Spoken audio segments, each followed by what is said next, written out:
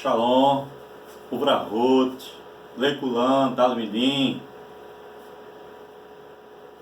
paz e bênção para você ou para vocês, amigos, amigas, alunas e alunos. Tudo bem? Vamos, na aula de hoje, estudar sobre o livro de Números. Falaremos sobre o título, propósito, a estrutura e a teologia do livro.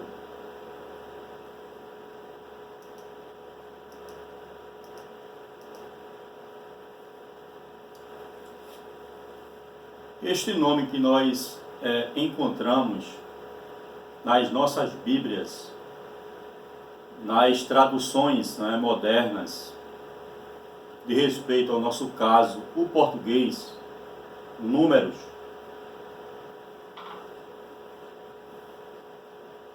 ele é oriundo justamente da antiga tradução do Antigo Testamento para o grego, conhecida como Septuaginta, que no português nós pronunciamos Septuaginta. Então, na língua grega, a palavra números pronuncia-se aritsemoi, que por sua vez, no final do século IV, início do século V, a pedido do Papa Damásio I, Jerônimo, ele traduz o Antigo Testamento do hebraico para o latim. E no latim, o nome números, este termo, ele é pronunciado numeri ou numerus. Quando passa para o português, então nós temos número. Os antigos hebreus, seguindo o antigo hábito dentro do Oriente Próximo de atribuir o título à obra, as palavras iniciais. Então, se nós abríssemos agora nesse momento uma Bíblia hebraica, ou a Torá, as 5 primeiras palavras iniciais lá de Números capítulo 1 e o versículo 1, Então aqui você vai encontrar as seguintes expressões. Primeira palavra, Vaidaber, a segunda, Adonai, a terceira, El, a quarta, Moshe, e a quinta palavra, Bemidbar. Então, Bemidbar, que é justamente a quinta palavra das expressões iniciais, os hebreus então denominaram o nome do livro No Deserto. Aqui nós temos uma preposição be, que significa em, por, com, e o substantivo midbar, no deserto. Literalmente nós temos aqui em um deserto, mas pelo contexto é possível nós traduzirmos por no deserto. É o nome do livro no hebraico.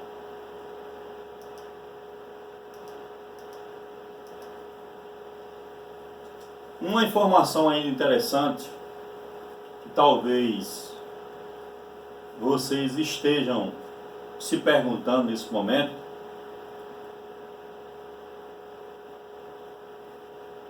primeiro porque no deserto, já foi aqui justificado, porque se trata da quinta palavra do capítulo 1, versículo 1 de Números.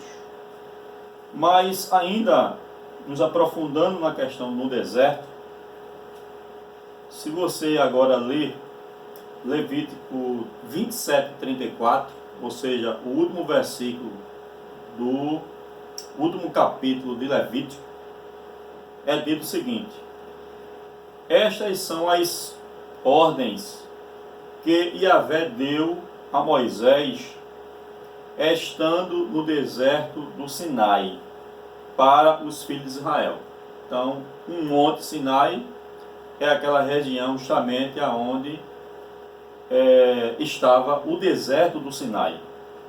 E é no deserto do Sinai em que é no deserto, melhor dizendo, que acontece as duas contagens ou os censos. Capítulo 1 até o capítulo 3, nós temos o primeiro censo. Trata-se também da primeira geração do Êxodo. No capítulo 26, nós temos o segundo censo e é uma referência também à segunda geração do Êxodo. Chega então agora a questão porque também o termo números, que foi herdado da Septuaginta. O livro de números, de uma forma mais específica, ele trabalha a questão dos números, censo, tribos por tribos, não é? Homens por homens, como nenhum outro livro do Pentateuco. Fazendo aqui menção ao capítulo 1 de Números, versículo 1, vamos encontrar aqui uma informação sobre o número de pessoas que podem carregar armas, que seria de 20 anos para cima, no caso de homens. E Números capítulo 1, versículo 4, é dito que Moisés o numerou no deserto do Sinai. Então a questão do termo números é bastante recorrente neste livro. O livro também ele apresenta uma contagem supostamente precisa. No capítulo 2, versículo 32, neste primeiro censo, nós temos o quantitativo, nesse censo, de 603.550 pessoas. Estando fora desse censo, os levitas, como está registrado no capítulo 2, versículo 33. Os levitas só serão de fato computados, o censo dos levitas, lá no capítulo 3, o versículo 14 até o 39.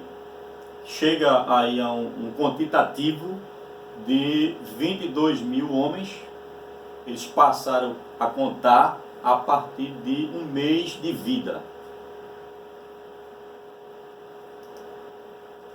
Propósito do livro: registrar o fracasso do povo, da primeira geração do Êxodo, e depois consistir em encorajamento e preparação dos israelitas, agora da segunda geração do Êxodo, para a conquista da terra prometida.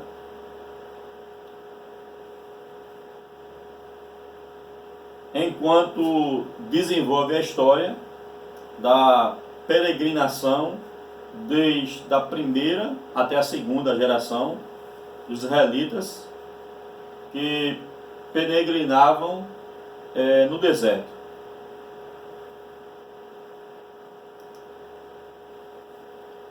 Enfoca ainda o chamado do povo de Deus à fidelidade ao Senhor, para servir como exército santo de Deus que haveria de entrar na terra de Canaã. Nesse sentido, a segunda geração de israelitas deveria tomar conhecimento de erros cometidos por seus pais, a fim de não mais repeti-los. Então, a segunda geração deveria ter conhecimento, informações sobre os erros, sobre os fracassos, sobre as falhas voluntárias, conscientes, que foram praticadas na primeira geração por seus pais, para não tornar a repetir. Então, serviria como uma advertência, como uma admoestação para esta segunda geração. Eles deveriam saber que a primeira geração fracassou porque respondeu à graça de Yahvé com desobediência e ingratidão. Eles foram desobedientes, a primeira geração. Eles foram ingratos. Agora, caberia, não é, aos filhos fazerem certo onde seus pais erraram e responder com fidelidade onde seus pais foram rebeldes, e ter sucesso onde seus pais fracassaram.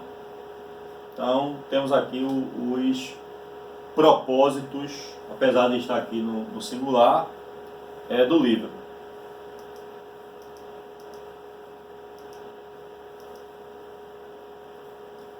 Nós temos uma proposta de três temas fundamentais, onde a mensagem ela será comunicada para o povo. O primeiro tema fundamental trata-se da misericórdia e fidelidade de Deus para com o povo.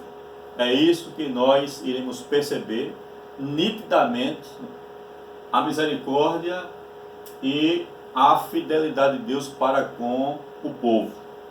O povo chegou a quebrar o pacto dezenas, centenas, milhares de vezes. Poderíamos aqui fazer a alusão, não é, ao capítulo 11, ao capítulo 14, ao capítulo 20, 25, sucessivamente.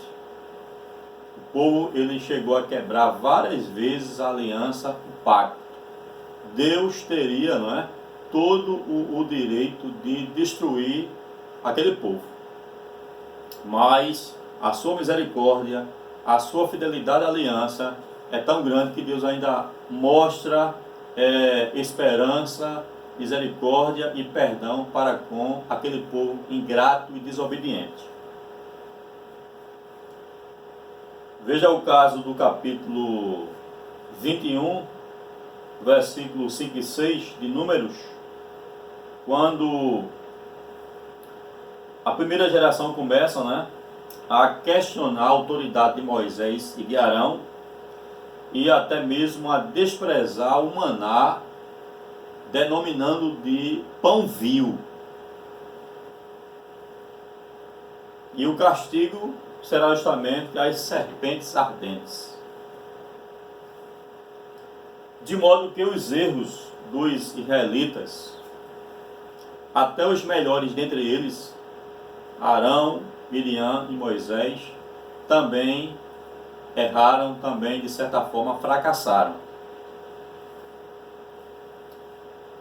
Arão e Miriam, capítulo 12, eles criticam Moisés em função do casamento deste com uma mulher etíope. Eles passam a questionar a autoridade de Moisés, a criticar Moisés e até dizer o seguinte: será que de fato Deus só fala através de Moisés mesmo? Levanta esse questionamento. Estão de fato protestando contra a autoridade de Moisés. Todos esses fatos são contrastados com o Deus sempre fiel à aliança feita ao povo. Segundo tema, o poder soberano de Deus em realizar os seus propósitos. O livro ele vai mostrar o fracasso da primeira geração e o julgamento severo de Deus sobre ela. No entanto, ele oferece perdão e esperança à segunda geração do Êxodo. Deus continuava conduzindo a história rumo ao seu objetivo de levar Israel à terra prometida.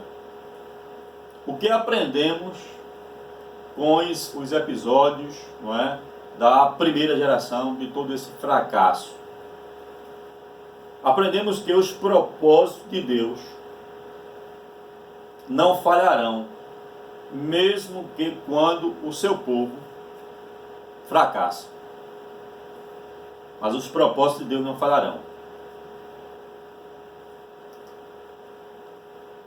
O terceiro tema fundamental diz respeito à responsabilidade do povo de Deus de ser fiel ao chamado que lhe fez. O livro ele termina de modo repentino.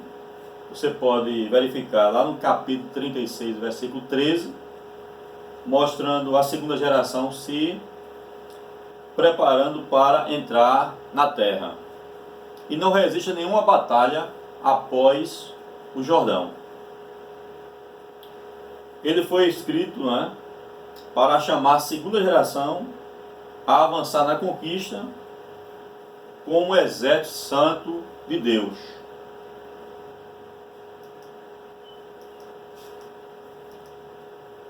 Estrutura do livro. O livro ele tem 36 capítulos, 1.288 versículos. A maior parte da história do livro de Números acontece justamente no deserto. Nós temos a seguinte aqui estrutura. Números capítulo 1 até o capítulo 10 ocorreram enquanto o acampamento israelita esteve no Sinai. Acontece aqui a organização da primeira geração, primeiro censo e deveres, leis de pureza, separação e preparação para a marchar justamente para o deserto. Na sequência,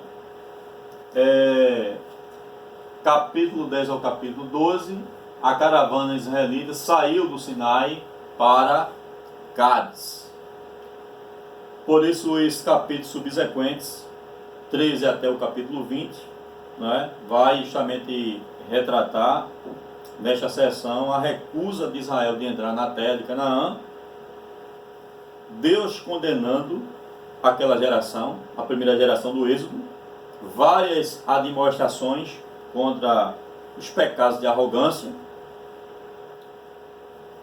mostra os acontecimentos que se deram no deserto de Parã, onde está Cádiz.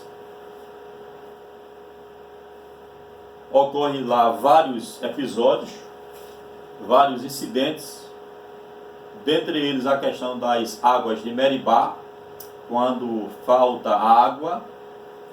E lá no capítulo 20 de Números, o povo começa de fato a questionar, a protestar contra Moisés, contra Arão. E a partir do versículo 2, esta primeira geração chega a dizer o seguinte: não havia água para a comunidade, não havia água para a comunidade, e o povo se juntou contra Moisés e Arão. Discutiam com Moisés e disseram: quem dera tivéssemos morrido quando os nossos irmãos caíram mortos perante o Senhor. Foram estas as palavras desta primeira geração. Depois os israelitas saíram, né, de Cádiz e foram para as campinas de Moabe. Eles ficaram acampados ao norte de Moabe, e ali aconteceu tudo que está registrado na última sessão, não é? que abrange o capítulo 22 ao 36. 22 ao 36. Saíram de Cádiz e foram para as campinas de Moabe, que era o limiar do deserto para a terra prometida. Nesta última sessão, acontecem as chamadas vitórias espirituais sobre Moabe, Balaão, o profeta que é contratado para amaldiçoar o povo de Israel. Uma das estratégias utilizadas para enfraquecer o povo de Israel acontece justamente lá em Baal Peor, capítulo 25 de Números. As mulheres moabitas são levadas para justamente seduzir os israelitas. Eles coabitam com essas mulheres e são levados ao pecado da idolatria. No capítulo 26 acontece o segundo censo, que é justamente a segunda geração, pois a primeira geração ela é condenada a justamente não entrar na terra prometida e é destruído durante o período da caminhada no deserto.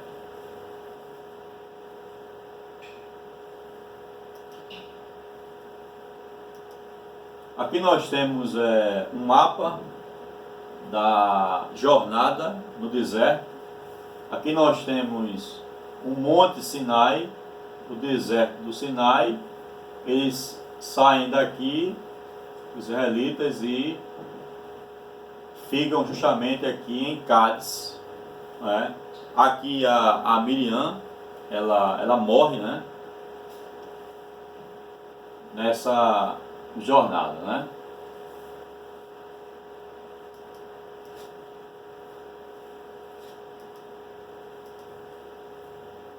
Teologia do livro, né? Em relação à natureza de Deus, o livro apresenta 3 aspectos principais de seu caráter, do caráter de Deus. Primeiro, um Deus fiel. A fidelidade de Deus ela é nítida, demonstrada em números, apesar do pacto ele ser quebrado de uma forma repetida. Capítulo 11, 14, 20, 25. E de Deus tinha todo o direito de destruir aquela geração, de abandonar aquela geração, né? Ele cumpre ele cumpriu até o fim o seu propósito de fazer bem à nação, bem como o mundo, através dela. O segundo aspecto do caráter apresentado é de um Deus punitivo. Fidelidade não significa dizer que Deus possui uma natureza impassível.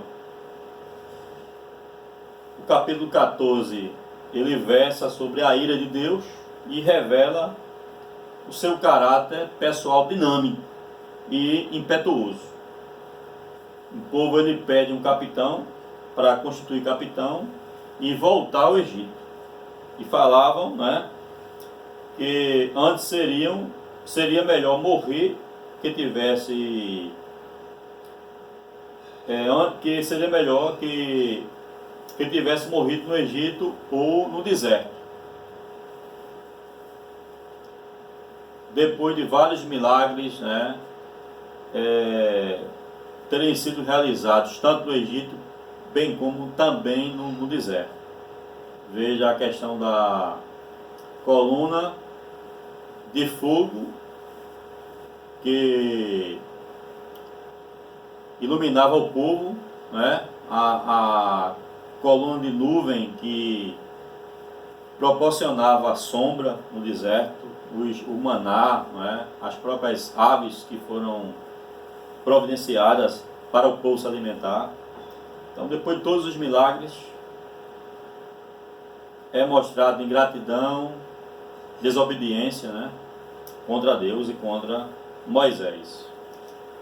E o terceiro aspecto, um Deus santo, também fica bastante evidente no livro de Números.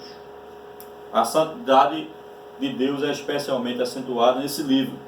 Para aproximar-se de Deus, o homem precisa livrar-se de toda a impureza. Pois um impuro não pode existir na presença de um Deus puro.